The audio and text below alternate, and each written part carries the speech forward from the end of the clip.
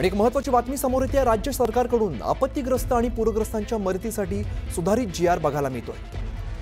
कालच्या जीआर मध्ये नांदेड जिल्ह्याचा आणि तालुक्यांचा उल्लेख नव्हता आणि वाद झाल्यानंतर शासनाकडून पुन्हा सुधारित जीआर जाहीर करण्यात आलेला आहे। या नवीन जीआर मध्ये नांदेड जिल्ह्याचा समावेश आहे। आपण सध्या टेलिव्हिजन स्क्रीनवरती तो जीआर बघतोय। राज्य सरकारकडून आपत्तीग्रस्त आणि पूरग्रस्तांच्या मदतीसाठी आता सुधारित जीआर काढण्यात आलेला आहे। कालच्या जीआर मध्ये नांदेड जिल्ह्याचा आणि काही तालुक्यांचा उल्लेख नव्हता। तुषार रुपणवर आमचे प्रतिनिधी आपल्याला या संदर्भातली अधिकची माहिती देतात। तुषार, आता नवीन जीआर बघायला मिळतो, यामध्ये कोणता बदल करण्यात आलेला आहे? नक्कीच विशाल, आपण जर पाहिलं असेल तर ऑगस्ट पर्यंत जी अतिवृष्टी झाली होती प्रामुख्याने मराठवाड्यामध्ये, त्याला जवळपास 500 कोटींपेक्षा जास्त मदत देण्यात आली होती।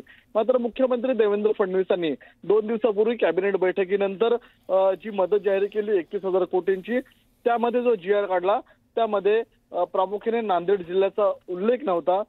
अशा स्वरूपातली चर्चा सुरू झाली।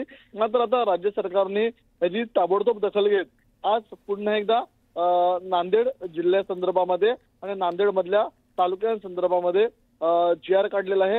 या जीआर मध्ये सप्टेंबर पर्यंत मदतीचा हा जीआर काढण्यात आलेला आहे आणि या जीआर मध्ये प्रामुख्याने नांदेड परिसरामध्ये कोणकोणत्या भागामध्ये प्रामुख्याने किनवट असेल, मुदखेड असेल, भोकर असेल, अर्धापूर असेल, या 16 तालुक्यांना मदत मिळण्याचा आपला जीआर आपल्याला या ठिकाणी शासनाने पुन्हा एकदा काढल्याचं पाहायला मिळतं।